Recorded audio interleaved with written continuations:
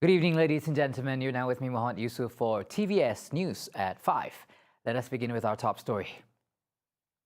5G internet speed is a prerequisite for real-time data collection to mitigate disaster risk and speed up crisis management in Sarawak.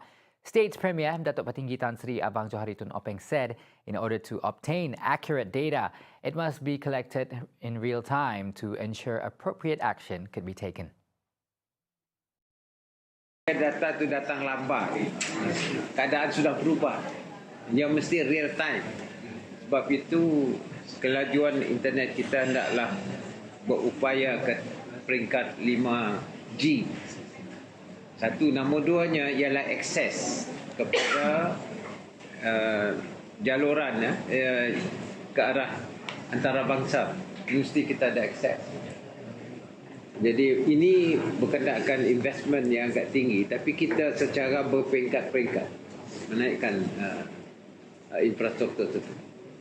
To achieve this, Sarawak is collaborating with the Malaysian Communications and Multimedia Commission (MCMC) through Sarawak Multimedia Authority (SMA) and Sarawak Digital Economic Corporation (ASDAC) to provide communication infrastructure facilities throughout Sarawak.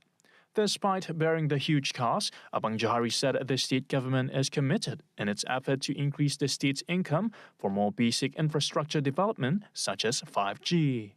Abang Johari said this in his speech at the launching of Transcend Sarawak 2022 on Wednesday. The ruling coalition Gabungan Parti Sarawak or GPS's Supreme Council will now include leaders of the women's and youth wings of its component parties. Such step is to recognize the contribution of both components along with the recent constitutional amendments.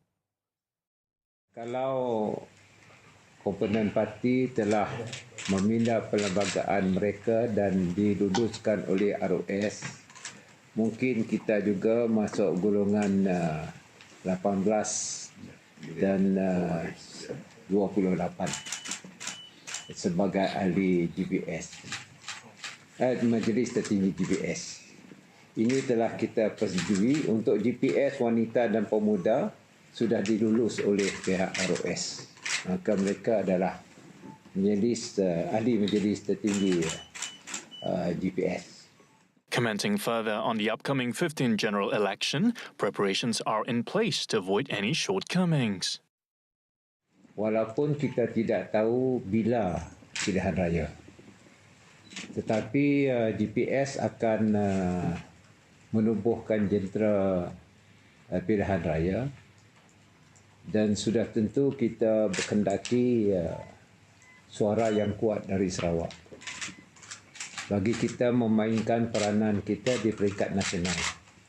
He said so at a press conference after chairing the GPS Supreme Council meeting last night, held at Borneo Convention Centre, Kuching. Among those present were GPS Deputy Chairman Dato' Amar Douglas Uga Umbas and Dato' Amar Awang Tinga Ali Hassan, as well as GPS Secretary General Dato' Sri Alexander Nantalinggi, Component Party's President, SUPP President Dato' Sri Dr. Sim Kui Hian, PDP President Dato' Sri Tiong King Sing, and PRS President Dato' Joseph Salanggandom. On a separate note, Abang Johari said GPS will maintain its status quo in its parliamentary seat distribution for the 15th general election or GE15. The coalition consent in moving as one voice on the issue of seat distribution. The PBB, which leads the GPS, currently has 13 members of parliament or MPs. The other 3 GPS component parties are the Parti Rakyat Sarawak PRS, which has 2 MPs, Progressive Democratic Party PDP also with 2 MPs, and the Sarawak United People's Party SUPP with 1 MP. Now for records in GE14, PBB contested 14 parliamentary seats, SUPP 7, PRS 6 and PDP 4.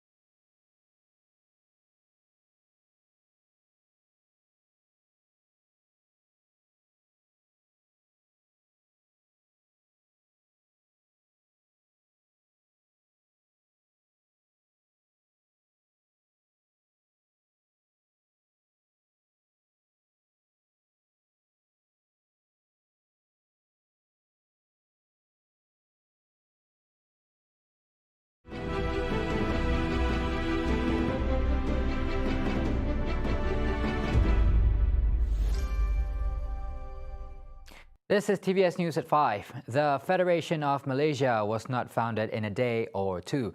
It was the result of countless meetings, discussions between our leaders then with the British who had colonized the 3 Southeast Asian islands. Now, since Malaysia will be celebrating its 59th anniversary in a few days, why is Sarawak still fighting so hard to safeguard the Malaysian Agreement 1963? Now, here are some insights from our State Legal Counsel, Datuk Seri J.C. Fong. Well, the Malaysia Agreement has been described by the then Prime Minister of the United Kingdom as the birth certificate for Malaysia. It is upon this agreement and the terms agreed upon by all the participating parties, including the representatives from Sarawak and then the state of North Borneo, as it was known that time, to enter into the Federation of Malaysia with all the necessary safeguards to be embedded in the federal constitution so as to protect the interests of Sabah and Sarawak. All those safeguards were then embedded into the federal constitution and through the passing of the Malaysia Act 1963.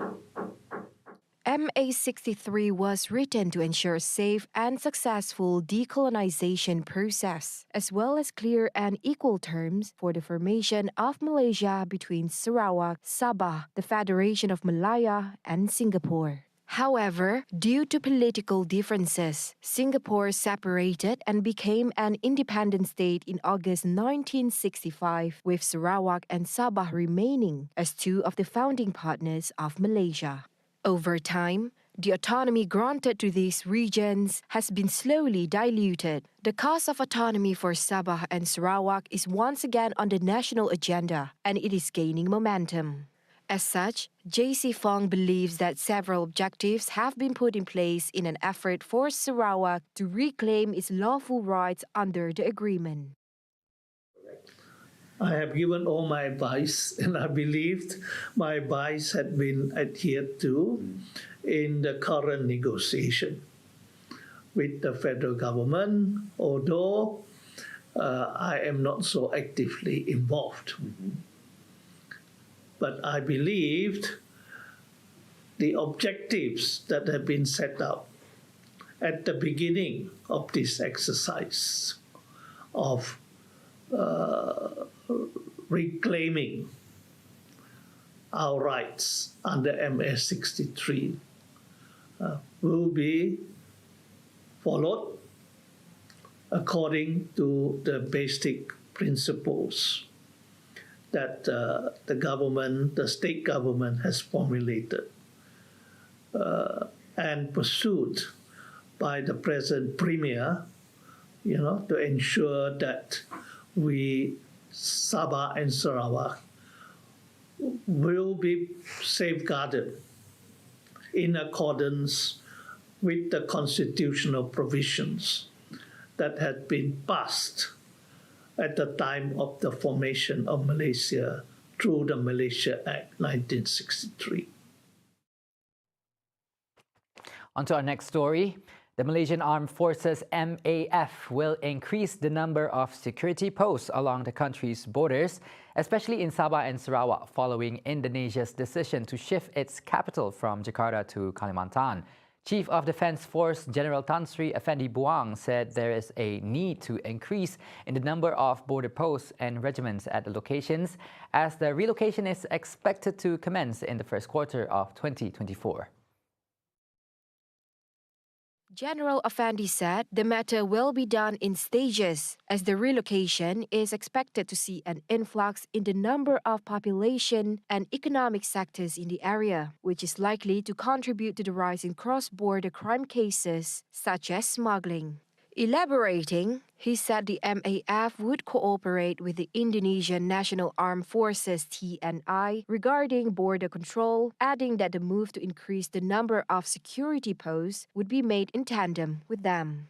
Afandi also said that the MAF would beef up surveillance of the country's border control, either through manual methods, namely the use of manpower, or through systematic methods involving the use of sensors or the current conventional practice of using drones and control centers that can be monitored from a distance.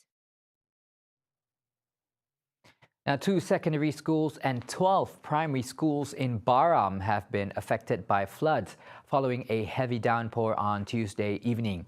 A spokesperson from one of the schools said that the flood is slowly receding after recording a water level of 5.2 feet at 10 a.m. on Wednesday.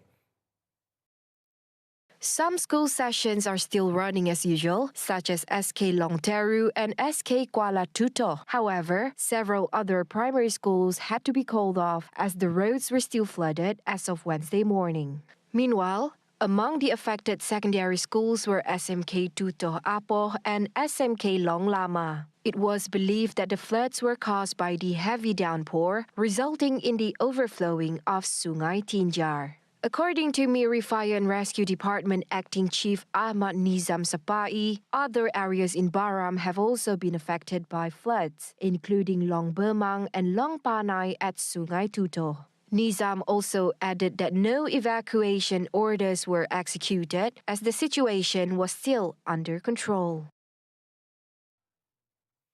See the world closer with TVS as we bring you the latest news updates both locally and internationally. Just a click away by heading on to our website at www.tvstv.my or by following us on our social media platforms. And that's all the time we have for TVS News at 5. Once again, I'm Mohammed Yusuf. Have a good day ahead and take care.